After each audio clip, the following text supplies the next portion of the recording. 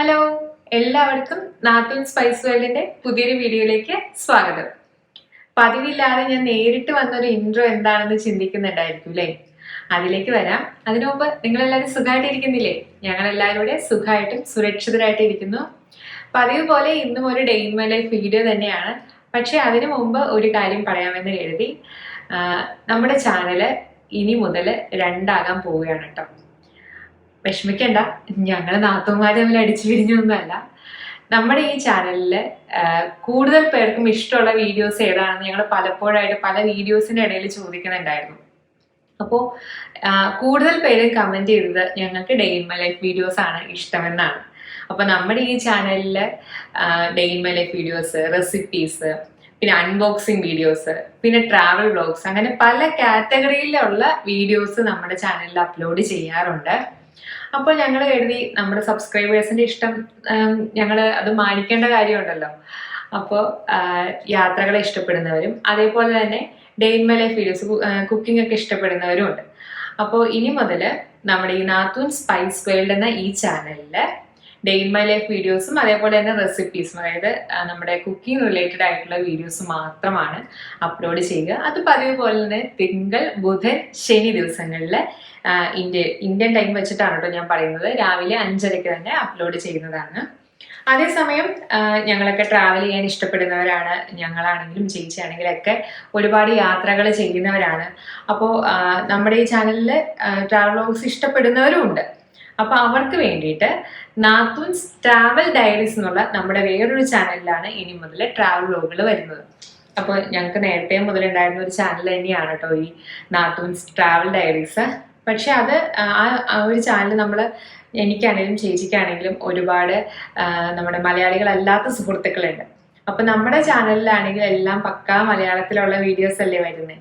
അപ്പൊ അവർക്കത് കാണുമ്പോൾ ഒന്നും മനസ്സിലാവുന്നില്ല. അപ്പൊ അവർക്ക് വേണ്ടിയിട്ട് ഒരു ഇംഗ്ലീഷ് ചാനൽ എന്ന നിലയ്ക്കാണ് നമ്മൾ ഇതിനു മുമ്പ് ആ ഒരു ചാനൽ തുടങ്ങിയതും അതേപോലെ തന്നെ അവിടെ വീഡിയോസ് ഒക്കെ അപ്ലോഡ് ചെയ്തത്. പക്ഷെ റെഗുലർ ആയിട്ടൊന്നും അല്ല കേട്ടോ. എനിക്ക് തോന്നുന്നു ഒരു 3-4 വീഡിയോ മാക്സിമം അതിൻ്റെ അകത്ത് അപ്ലോഡ് ചെയ്തിട്ടുള്ളൂ. കാരണം 2 ചാനലും കൂടെ ഞങ്ങൾക്ക് മാനേജ് ചെയ്ത് കൊണ്ടുപോകാൻ പറ്റുന്നുണ്ടായിരുന്നില്ല. അപ്പൊ ഞങ്ങൾ കരുതി ഇനി മുതൽ ട്രാവൽ വ്ലോഗുകൾ ആ ചാനലിൽ അപ്ലോഡ് ചെയ്യാമെന്ന്. അപ്പോൾ ഈ നാത്തൂൻ സ്പൈസ് വേൾഡ് എന്ന ഈ ചാനൽ സപ്പോർട്ട് ചെയ്ത പോലെ തന്നെ നാത്തൂൻസ് ട്രാവൽ ഡയറീസ് എന്ന ഞങ്ങളുടെ മറ്റേ ചാനൽ കൂടെ സപ്പോർട്ട് ചെയ്യാൻ മറക്കരുത് കേട്ടോ. ഒന്ന് സബ്സ്ക്രൈബ് ചെയ്ത് സഹായിച്ചേരെ കേട്ടോ. അപ്പോൾ അതിൻ്റെ ലിങ്കും കാര്യങ്ങളൊക്കെ ഞാൻ ഡിസ്ക്രിപ്ഷൻ ബോക്സിൽ ഇട്ടേക്കാം. ഒന്ന് പോയി നോക്കൂ, നിങ്ങൾക്ക് ഇഷ്ടമാവുമായിരിക്കും. നമ്മുടെ സ്പെയിൻ മുതലുള്ള ഇനിയുള്ള വീഡിയോസ്, ഒരുപാട് സ്ഥലങ്ങൾ യൂറോപ്പിലും അതുപോലെ തന്നെ അമേരിക്കയിലുള്ള ഒരുപാട് സ്ഥലങ്ങൾ ഞങ്ങൾ യാത്ര ചെയ്തതിൻ്റെ വീഡിയോസൊക്കെ ഞങ്ങൾ ഇനി ആ ചാനൽ വഴി അപ്ലോഡ് ചെയ്യാം കേട്ടോ. ഒന്ന് കണ്ടു നോക്കൂ. അപ്പോൾ നിങ്ങളുടെ സപ്പോർട്ട് പ്രതീക്ഷിക്കുന്നു. നമുക്ക് സമയം കളയേണ്ട, നമുക്ക് നമ്മുടെ ഡേ ഇൻ മൈ ലൈഫ് വീഡിയോസിലേക്ക് പോവാം.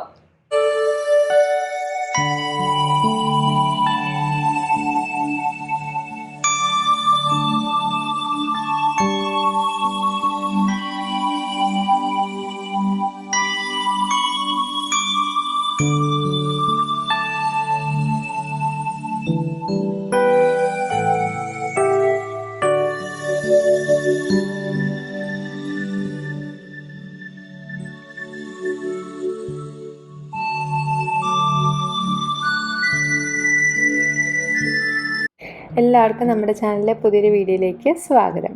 അപ്പോൾ ഇന്നത്തെ ബ്രേക്ക്ഫാസ്റ്റ് 5 മിനിറ്റ് കൊണ്ട് ഉണ്ടാക്കിയെടുക്കാൻ പറ്റുന്ന ഒന്നാണ് കേട്ടോ. അപ്പോൾ അതിനുവേണ്ടി ഞാനിവിടെ ഈന്തപ്പഴം, ബദാം, ആപ്പിള്, പിന്നെ കാഷ്നട്ട്സ് ഇത്രയും എടുത്തിട്ടുണ്ട്. ഇതിൻ്റെ അകത്തൊക്കെ നിങ്ങൾക്ക് ഇഷ്ടമുള്ള ഫ്രൂട്ട്സ് ആഡ് ചെയ്യാം, ഡ്രൈ ഫ്രൂട്ട്സ് ആഡ് ചെയ്യാം കേട്ടോ. അപ്പോൾ ഞാനിവിടെ ഒരു പാത്രത്തിൽ 1/2 കപ്പ് വെള്ളം, 1/2 കപ്പ് പാൽ, ഇത്രയാണ് എടുത്തിരിക്കുന്നത്. അത് തിളപ്പിക്കാൻ വെച്ചിരിക്കുകയാണ്. ഇനി അതിലേക്ക് ഓട്സ് ചേർക്കണം. അപ്പോൾ റോൾഡ് ഓട്സ് ആണ് ഇരിക്കുന്നത്. ഇതാകെ ഇത്ര എൻ്റെ കയ്യിലുള്ളൂ. പിന്നീട് ഞാൻ ചെന്നപ്പോഴാണ് എനിക്ക് സാധാ ഓട്സ് ആണ് കിട്ടിയത്. ശരിക്കും റോൾഡ് ഓട്സ് ആണ് കേട്ടോ ഏറ്റവും നല്ലത്. അപ്പോൾ ഈ 2 ഓട്സും കൂടെ മിക്സ് ചെയ്ത് മൊത്തം 3/4 കപ്പ് ഓട്സ് ആണ് ഞാൻ എടുത്തിരിക്കുന്നത്. അപ്പോൾ അതും കൂടെ പാലിലേക്ക് ചേർത്തു. ഇത് നന്നായിട്ട് ഇളക്കി യോജിപ്പിച്ചിട്ട് ഇതൊന്ന് നന്നായിട്ട് വേവട്ടെ. അപ്പോൾ അതിനൊരു 3-4 മിനിറ്റ് മാക്സിമം വേണ്ടി വരത്തുള്ളൂ കേട്ടോ ഈ ഓട്സ് നന്നായിട്ട് വെന്ത് കിട്ടാനായിട്ട്. അപ്പോൾ അതിനോടൊപ്പം തന്നെ ഞാൻ കുറച്ച് ഈന്തപ്പഴം അരിഞ്ഞ് ചേർക്കുകയാണ്. അപ്പോൾ ഈന്തപ്പഴം ചേർത്തിട്ടുണ്ടെങ്കിൽ ഇനി നമ്മൾ അധികം വേറെ മധുരമൊന്നും ചേർക്കണ്ട. ഈന്തപ്പഴത്തിൻ്റെ മധുരം തന്നെ ധാരാളമാണ്.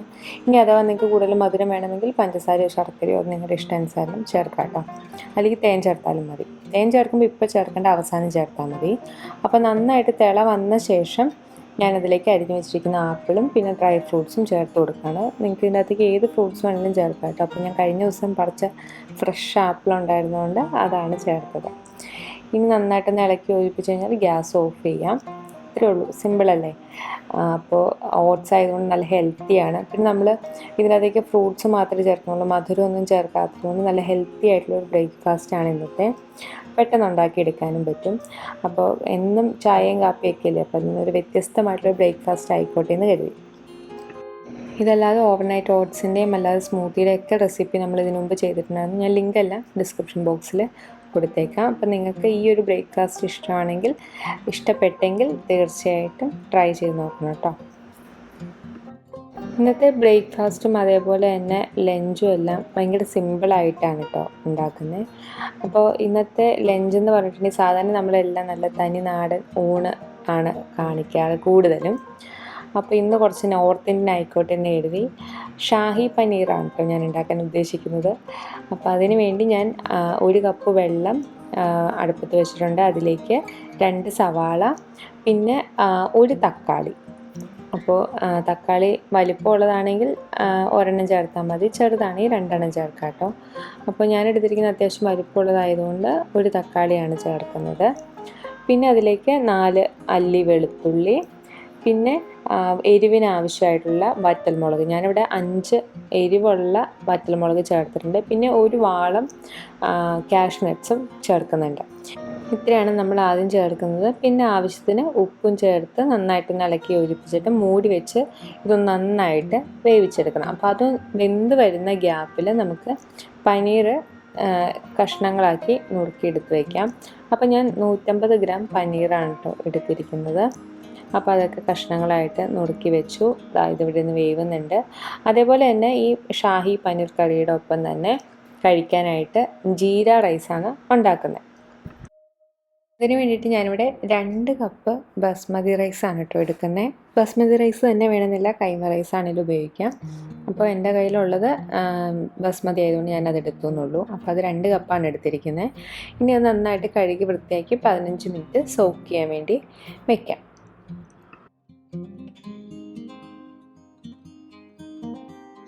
ഇടയ്ക്ക് നമ്മൾ വേവിക്കാൻ വെച്ചിരുന്ന സവാളയും തക്കാളിയും വറ്റൽമുളകൊക്കെ ഒന്ന് ഇളക്കി അതൊന്നും അടി പിടിക്കുന്നില്ല എന്ന് ഉറപ്പ് വരുത്തണേ. എല്ലാം നന്നായിട്ടൊന്ന് വെന്ത് വന്ന് കഴിഞ്ഞിട്ടുണ്ടെങ്കിൽ നമുക്കതൊരു പാത്രത്തിലേക്ക് മാറ്റി വയ്ക്കാം.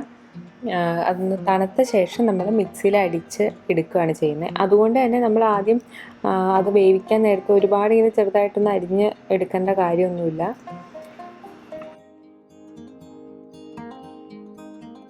ഇനി നമ്മൾ പനീർ ബട്ടറിലൊന്ന് ഷാലോ ഫ്രൈ ചെയ്തെടുക്കുവാണ്. അപ്പോൾ ഞാൻ ആദ്യം എടുത്ത അതേ പാൻ തന്നെയാണ് എടുത്തിരിക്കുന്നത്. അതിലേക്ക് ഒരു ചെറിയ കഷ്ണം ബട്ടർ ഞാൻ ഇട്ടിട്ടുണ്ടായിരുന്നു. അത് മെൽറ്റ് ചെയ്ത് വന്നപ്പോൾ അതിലേക്ക് പനീറും ചേർത്ത് ഇനി ഒരു ലൈറ്റ് ഗോൾഡൻ ബ്രൗൺ കളർ ആവുന്ന വരെ ഒന്ന് ഷാലോ ഫ്രൈ ചെയ്ത് എടുക്കുകയാണ്. അപ്പോൾ ഒരു വശം ഗോൾഡൻ ബ്രൗൺ കളറായി കഴിഞ്ഞു. ഇനി മറുവശം കൂടെ അതേപോലെ തന്നെ തിരിച്ചിട്ടിട്ട് ഒന്ന് ഗോൾഡൻ കളറായി വന്നാൽ നമുക്കൊരു പ്ലേറ്റിലേക്ക് അതെടുത്ത് മാറ്റാം.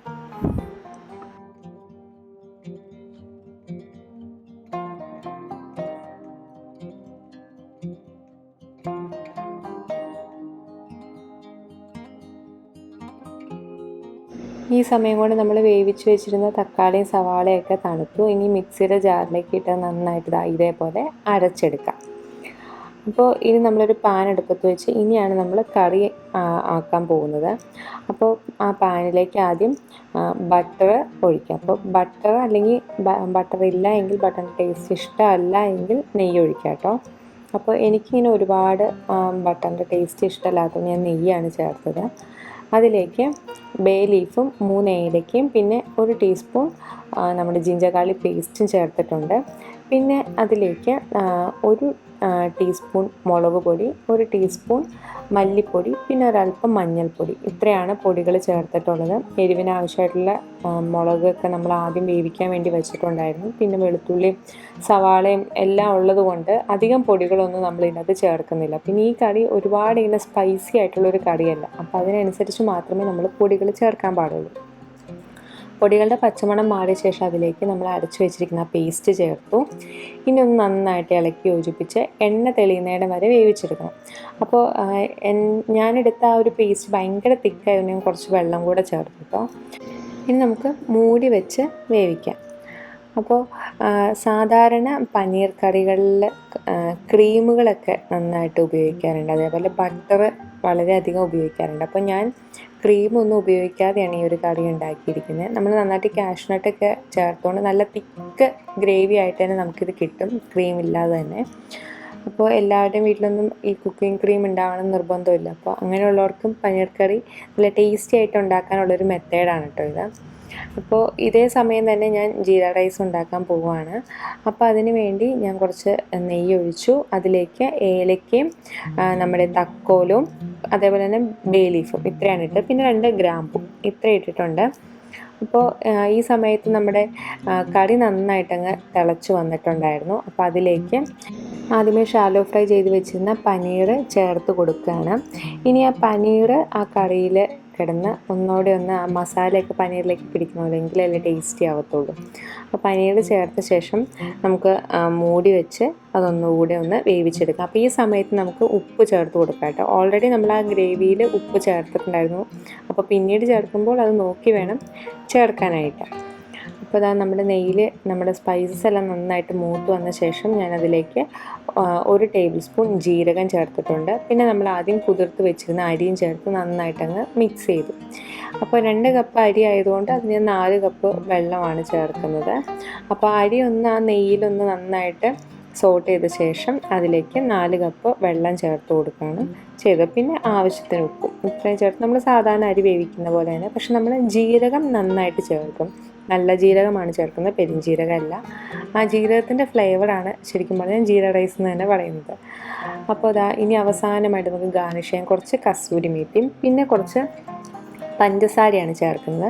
നിങ്ങൾക്ക് ബട്ടറിൻ്റെ ടേസ്റ്റ് ഇഷ്ടമാണെങ്കിൽ വേണമെങ്കിൽ ഈ സമയത്ത് ബട്ടർ ചേർക്കാം, അതേപോലെ കുക്കിംഗ് ക്രീം ചേർക്കാം. ഞാനിതൊന്നും തന്നെ ചേർക്കുന്നില്ല, കസൂരി മേത്തിയും കുറച്ച് പഞ്ചസാരയും മാത്രമാണ് ചേർക്കുന്നത്.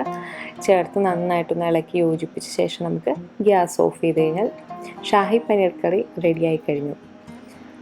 അപ്പോൾ ഈ സമയം കൊണ്ട് നമ്മുടെ റൈസും സെറ്റായി കഴിഞ്ഞു. അപ്പോൾ ജീര റൈസും ഷാഹി പനീർ കറിയാണ് ഇന്നത്തെ എൻ്റെ ലഞ്ച് എന്ന് പറയുന്നത്. നല്ല സിമ്പിളായിട്ട് പെട്ടെന്ന് ഉണ്ടാക്കിയെടുക്കാൻ പറ്റുന്ന ഒരു ലഞ്ചാണിത്. അപ്പോൾ നോർത്ത് ഇന്ത്യൻ ഡിഷസൊക്കെ ഇഷ്ടമുള്ളവർക്ക് ഇത് തീർച്ചയായിട്ടും ഇഷ്ടപ്പെടും. അപ്പോൾ ഇന്നത്തെ എൻ്റെ ബ്രേക്ക്ഫാസ്റ്റും ലഞ്ചും ഒക്കെ ഭയങ്കര സിമ്പിളായിരുന്നു. കാരണം ഇവിടെ നമ്മുടെ ഇറ്റലിയിലെ മിലാനിലെ പള്ളിയിൽ പെരുന്നാളാണ്. അപ്പോൾ ഇവിടുത്തെ പള്ളിപ്പെരുന്നാളായിരുന്നു. അപ്പോൾ വൈകിട്ട് അവിടുന്ന് ഭക്ഷണമുണ്ട്. അപ്പോൾ അതുകൊണ്ട് ലഞ്ചും അതേപോലെ തന്നെ ബ്രേക്ക്ഫാസ്റ്റും ഒക്കെ അങ്ങ് സിമ്പിളാക്കിയേക്കാമെന്ന് കരുതി. അപ്പോൾ ജീര റൈസും അതേപോലെ തന്നെ പനീർ കറിയും ഞാനൊന്ന് കഴിക്കട്ടെ കേട്ടോ.